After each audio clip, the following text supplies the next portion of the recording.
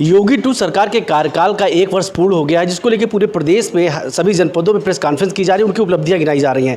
वहीं अगर रायबरेली जनपद की बात की तो रायबरेली जनपद के प्रभारी प्रतिभा शुक्ला जी हमारे साथ मौजूद, इनसे जानेंगे आखिर क्या यहाँ पर रायबरेली में क्या रहा, पूरे प्रदेश में क्या रहा। मैडम, आज रायबरेली में आपका आगमन हुआ है, प्रेस कॉन्फ्रेंस भी आपने किया, क्या उपलब्धियाँ हैं, क्या बताना चाह रही हैं?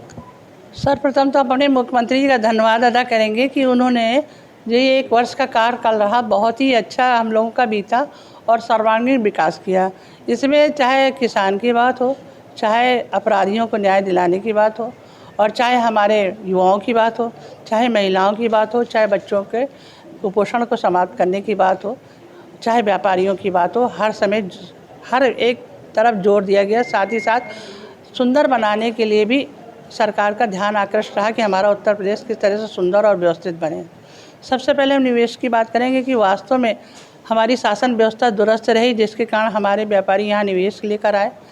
तो जो निवेश हमारे यहाँ पर 35 करोड़ का आया, जिसके अंतर्गत हम समझते हैं कि हम लोग बहुत भाग्यशाली हैं कि सारे व्यापारी यदि अपने निवेश को लगा लेंगे तो हमारी अर्थव्यवस्था बिल्कुल सुधर जाएगी।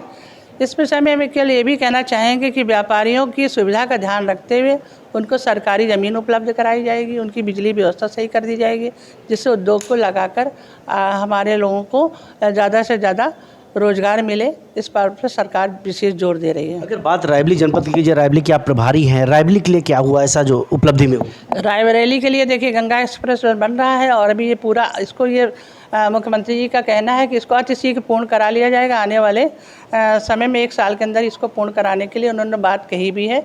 तो हम समझते हैं कि इस पर विशेष जोर दिया जा रहा है। साथ ही साथ रायबरेली में भी व्यापारियों को व्यापार को बढ़ाने के लिए उन्होंने, हमारी भी बात जैसे हुई थी तो उन्होंने कहा था बिजली व्यवस्था हम लोग तुरंत तत्काल कराकर और वहाँ की सड़क भी सही करा देंगे जहाँ उनकी ज़मीन ख़राब है, जिससे कि उनकी सड़क की एक मांग रखी गई थी। इसके लिए भी हम लोगों ने बात की, जिससे हमारे निवेश सही हो सकें। साथ ही साथ में अभी हम लोगों ने यहाँ पोषण माह भी किया था, जिसके अंतर्गत सभी आंगनबाड़ी और सभी लोगों को ये निर्देश हो गया था मुख्यमंत्री जी का कि आप इसे प्री नर्सरी स्कूल में चलाएंगे, और सब चलाने के लिए एग्री भी थे। सब लोगों ने हाथ उठा के कसम भी ली थी। अभी हम लोग थोड़े दिन पहले आपके यहाँ आए थे तो उन्होंने ये कहा था कि हम अपने कुपोषण को भी रायबरेली से समाप्त कर देंगे। उससे भी ये बात हुई थी कि CSR फंड से भी लेकर किसी न किसी तरह से हम अपने कुपोषण को समाप्त करेंगे, और छोटे बच्चों की पढ़ाई लिखाई के लिए आंगनबाड़ी को सुधारने का काम भी हो रहा है। साथ ही जो नई आंगनबाड़ी बनने उस पर भी काम हो रहा है, और उनके साथ साथ हमने सभी विधायकों से भी और सभी लोगों से भी आग्रह भी किया है, जिला अध्यक्ष से भी आग्रह किया कि आप संरक्षण ले लें, गोद ले लें, जिससे उनको लुक आफ्टर किया जा सके, देख रेख की जा सके। अगर बात की जाए किसानों की, तो अभी हाल ही में बेमौसम बरसात हुई और ओलावृष्टि से फसलें नष्ट हुई हैं। वहीं जो एक सर्वे रिपोर्ट आ रही है वो बताया जा रहा है सिर्फ जो है 33% फसलें नष्ट हुई, तो उनको मुआवजा नहीं मिल पाएगा। तो उससे किसान काफ़ी मायूस नज़र आ रहा है रायबरेली के।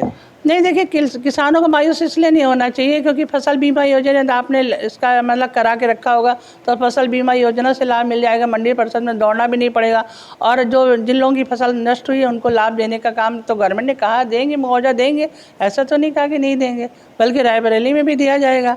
लेकिन यह है कि जिसकी फसल जिस हिसाब से मानक तय हुए हैं उसी हिसाब से उनको लाभ मिलेगा। साथ ही साथ अभी बीज वितरण किए गए हैं, किसानों को बढ़ावा दिया जा रहा।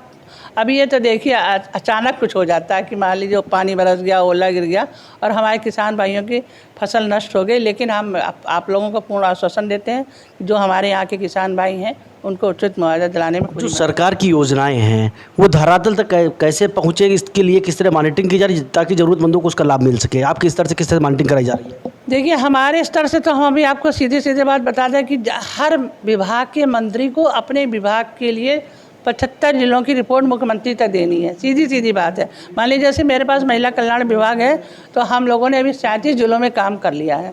37 जिलों की रिपोर्ट बनकर मुख्यमंत्री तक जा रही है। तो ये नहीं कि हम यहाँ सभा या मीटिंग करने आए हैं, हर विभागीय चीज़ों को मुख्यमंत्री तक रखना है।